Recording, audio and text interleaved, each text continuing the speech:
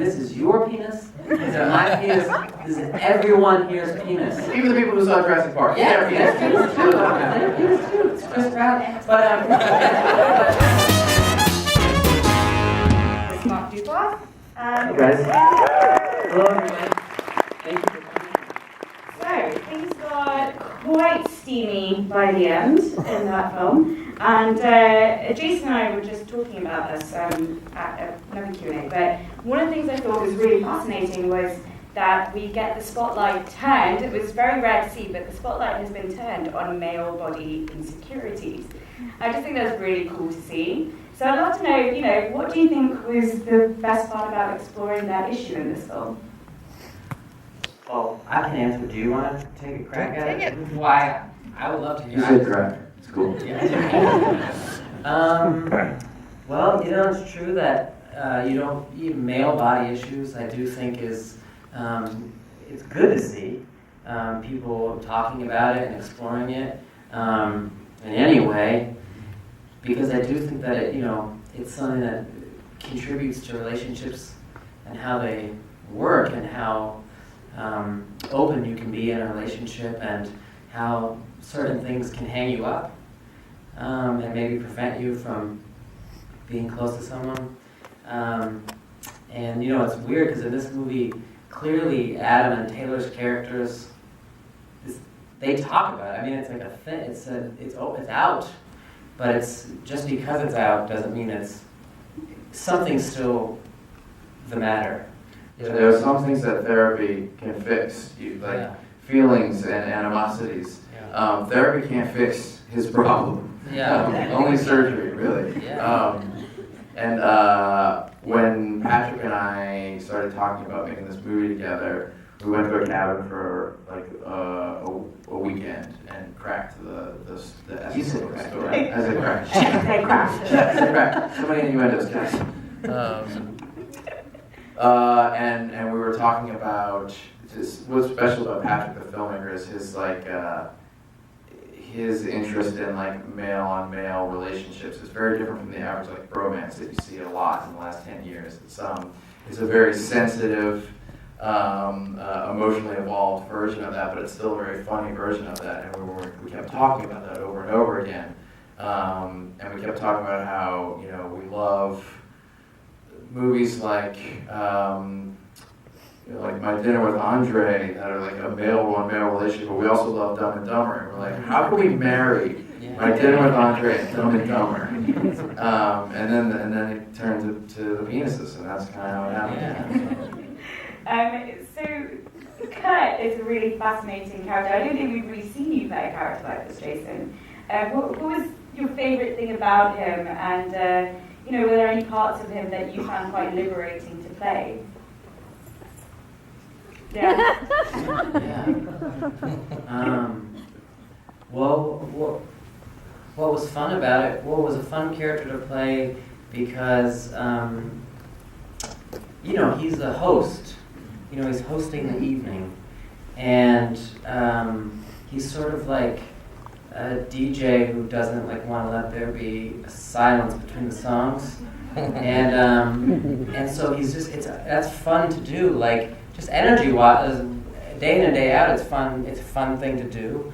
To have that kind of, he's always cooking up something, but he's insecure, and I just love that. I mean, the other thing that I loved was that what Kurt does at the park when he first meets them, that's my worst nightmare.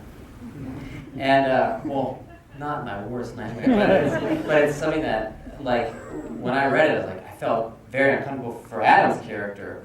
And there was something fun about doing that, about actually doing things that would be uncomfortable for me to experience. And so that was really enjoyable and liberating, and clearly, obviously, a prosthetic, being basically naked, that's a liberating thing, to be honest with you. No joke aside, it was quite liberating. I think a lot of people are going to have questions. But I'll say one other thing that was fun about Kurt was just that Adam and Taylor were so great to work with because they never made me feel when we were working that Kurt was like a bad person who was like trying to keep them there, and I could feel that like instantly, like that was how they were doing it, and that was so nice because it made it.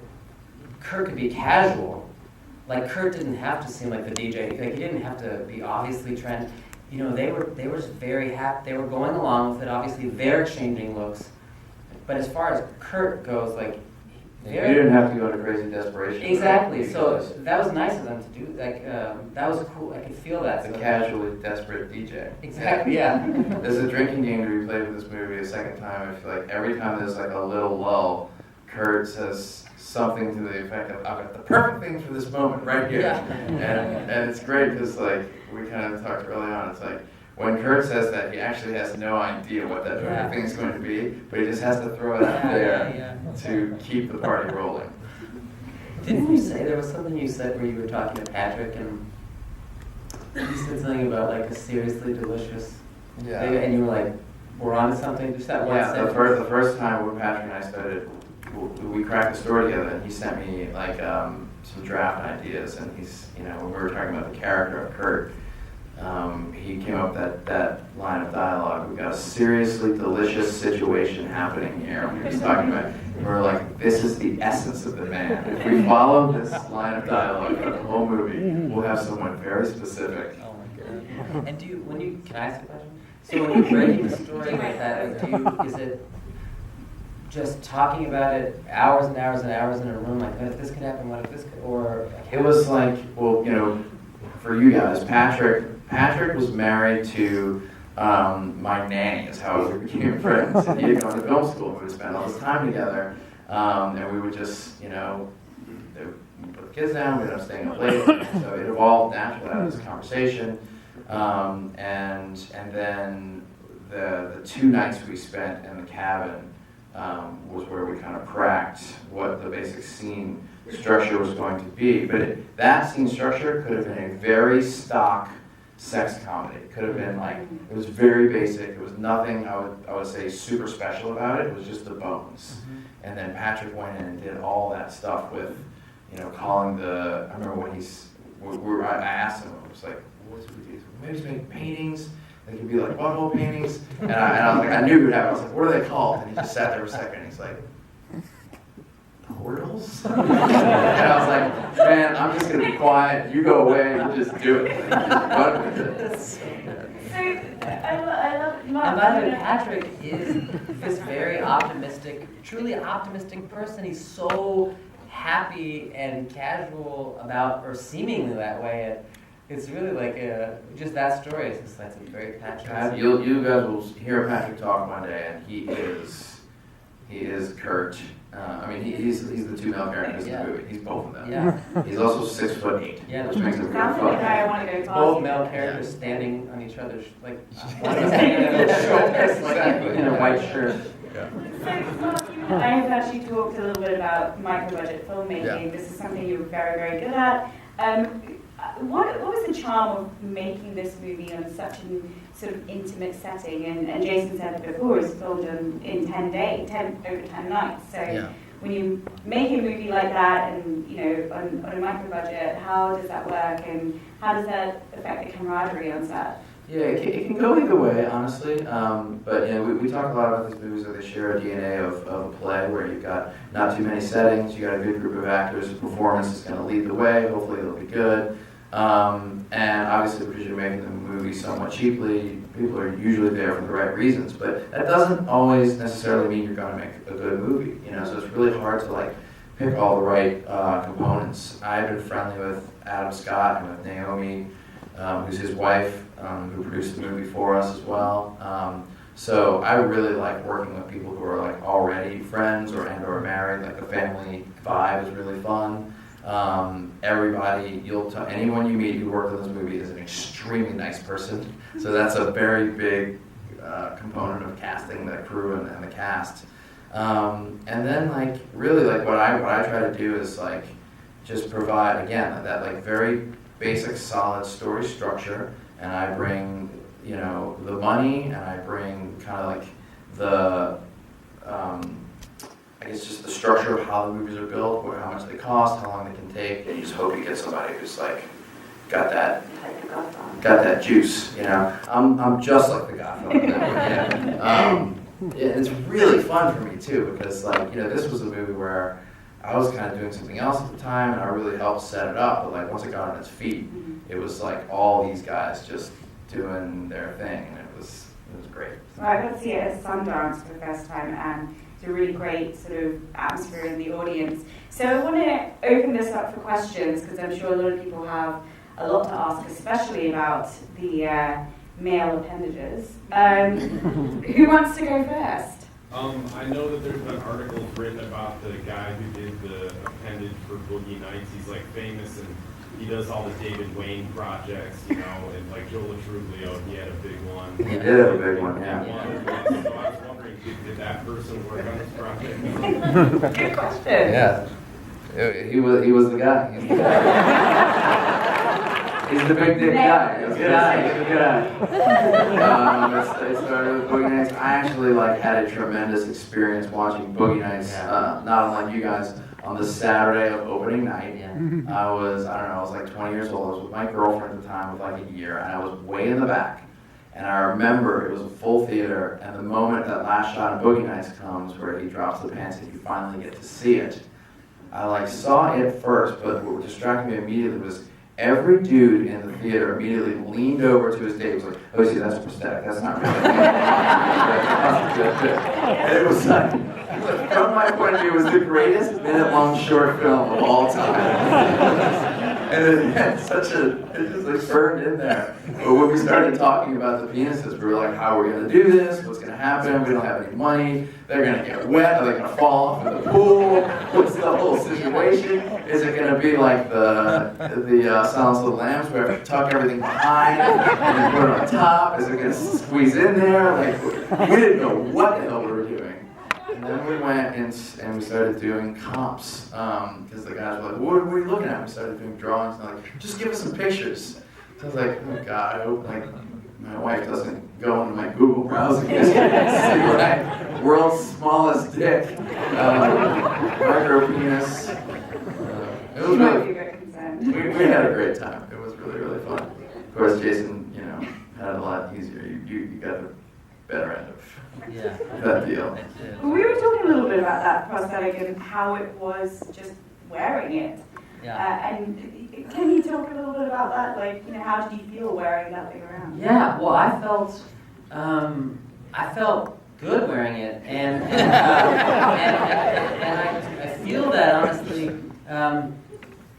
I feel like you've had this conversation in therapy like a couple of times. And I loved it. Well, and I hope that this makes sense, but I feel like if this was a movie where everything was basically the same except it was just like a barbecue pool party and everyone was in bathing suits, I would have been much more nervous, like to be just walking around in a bathing suit in a way. But because it was basically naked with a prosthetic, I felt like I could do that. And I don't know why that is, but psychologically it was like so much, it was more extreme, and it was actually not weird. Applying it the drive over was weird. Applying the first issue, I was like, what is going to happen, and how many people are involved? Also, low budget filmmaking is like really, there's a lot of it's really fun. Like, we're all in it together. Yeah. Like low budget penis prosthetic application is also somewhat nerve-wracking. Yeah, and actually, as you say it now, I haven't even thought about this, but I shouldn't. Well, Did they spend the right money on the glue? the adhesive.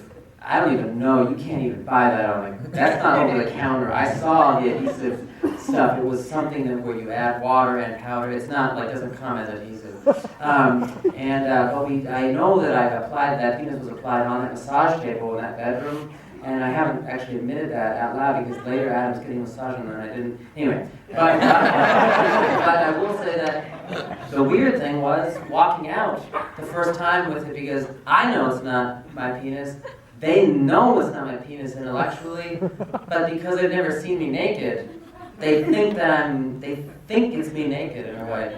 And everyone, it was like people, like this guy was like, hey, can I get you a coffee or anything? And they were just like staring at my eyes, like never looking, always like in a coffee, be like, oh no. And I felt that people were nervous, and it was so weird, because I'm like, this isn't my, so I did say, and I know it sounds like a silly thing to say, but I was like, this isn't my penis. And this is your penis, this is my penis, this is everyone here's penis. And I wanted that to be It's your guys too now. You see ours, everybody.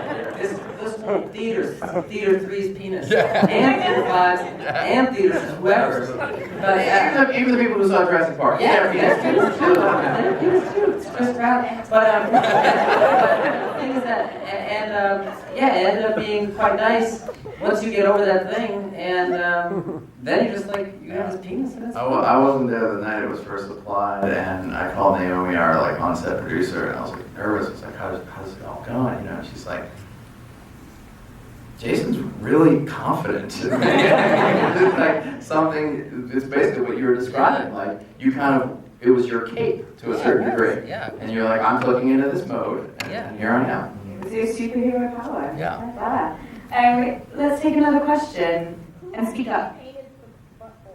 The question is, who painted the buttholes? One of the roles, when we're doing these movies, everybody's doing multiple things, but our production designer is a woman named Teresa Gulasari. She works on my show, Togetherness. She works on, she's the best. She did everything top down in production design. And we talked about, we should make these paintings, and there was a moment where Patrick's mom was going to make them, but and then like last minute, Teresa just like came in and just whipped them off, very inspired. So they will be going up on eBay shortly. Did anyone in the cast post for them? Wouldn't you like to know? But it's true what Mark's saying, like about, there was only 15 people on the crew, I think, and it's true, like what you say, everyone's pitching in, like, it's a great feeling, and he was saying that everyone has to be like, be a nice person. It is like, there is no cast and crew, there's no line, because everyone's like energy affects everyone else, so everyone's got to be like on the same team and like be excited, and that's a great example. Like she's like painting all these paintings. She probably had a lot of those things she could be doing than painting 38 or whatever butt paintings, but it's cool. Like it's just. But it enriched her life in the end. Yeah, exactly. She's got that on her bucket list. Yeah, she does. It could have easily kind of turned into like a hijinksy sex type of movie. What was it that was able to kind of keep it level and almost have a little heart to it? Mm-hmm. The question is, the DNA of the movie, as we talked about from the outline form, could have been just a classic sex romp comedy. What kept the sort of heart in it? I mean, it really is, and I'm not just saying this. It's like, in my most honest opinion, it's the essence of Patrick, the filmmaker, and who he is, and the way that he loves people and sees sweetness in these weird people and strange oddities. And it's the essence of Jason and how he is as a person. That role was the trickiest. It really, really was. You know Adam Scott. You know what he can do. You know he was in that pocket. We knew what Taylor would be able to do there. The whole time we were talking about this, we're just like, if this Kurt thing doesn't come across right, it's going to be like serial killery. It's going to be that. What's going to be? Just That's like very nice. the big gentle spirit. Very nice. Yeah, I want to love you. Yeah. Can you talk about the seduction scene at the kiss? It was, I think, in Kate Wallace, it's kind of electric watching it. It was so intimate, it was so sweet. It felt like a really important scene to me. Like I watched a lot of movies and it felt really special, and just how you experienced it as an actor. Thank you for saying that. Yeah, that's very nice, and thank you for saying that, and it was that. Well, we shot the movie essentially in chronological order, not scene by scene, but sort of in big phases The or emotional chunks. beats. Yeah, but that was, and as I said, we shot it over 10 nights. It was a 12-day shoot, I think, but 10 of them were nights. And it was the last thing we shot in the house. So in a way, I think everyone's like going toward it. We're all as a cast going towards that. And it was really an amazing night because Patrick, the director, didn't really have an idea in his mind of how it would be choreographed in a way. So other than he wanted to try to get it in one shot, which it is, and by the end, it was like the 10 nights. 10 nights, by the way, 10 nights is that's a weird amount of time to spend with people, because you don't spend like all night with people that you don't know, and it's a delirious, odd way to live. And so it was an intimate, nice thing. And so the way it happens in the movie as you see it, that sort of is, like Patrick had an idea of us hugging, but every take, it's sort of, as I remember, but I didn't watch all the things, but as I remember, it was a little different every time, just how it kind of unfolded, and always just going more on when it felt right for it to happen. But Adam said that because he's one of the producers, that he watched all the different takes, and that the first take, we all started laughing at different times, and just kind of like letting out probably all of this, just, I don't know, whatever it is, like you have, I haven't shot anything in bed with 4 people before, and And you didn't shoot those, yeah. yeah, it was just a weird thing. So it was odd. So like the kids, like he said, we were all like giggling and stuff, and he said that was could have been a perfectly good take too. But I do think that I think we did 4 or 5 takes of it, and each one had their own feeling, and there was an intimate, nice sweetness to it, and Mark can tell you, but the whole thing Patrick kept saying going into it was like, this is not supposed to be anything but just a very tender, sweet, real moment between these people, and I think that's what it is. So I'm glad that you felt that way. Yeah, one thing we talked about was like, we didn't want to reverse engineer the whole movie so that we could land there. We hoped it would be credible when we got there, but we were all prepared to make it be a different ending if we didn't feel we had earned it or bought it at that point.